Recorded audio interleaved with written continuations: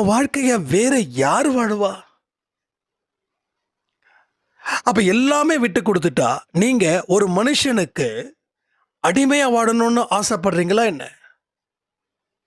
அப்ப நீங்க அடிமையா இருக்கக்கூடிய மனிதரா? அப்படி இருந்தா, ஆரம்பத்துல இருந்தே நீங்க அடிமையா தான் வாழ்ந்தீங்களா?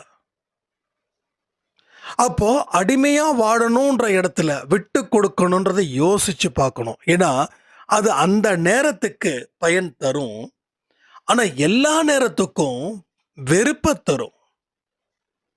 அப்போ உங்கள வெறுக்க ஆரம்பிக்கும்போது, உங்களால எந்த விதமான நல்ல விஷயத்தையும் செய்ய முடியாது. அப்ப என்ன ஆகுது?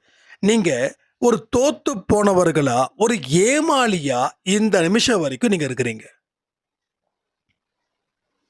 அப்ப எந்த இடத்த விட்டு குடுக்கணும், எந்த இடத்த விட்டு குடுக்க கூடாதுன்றத நான் சொல்ல முடியாது. அது நீங்க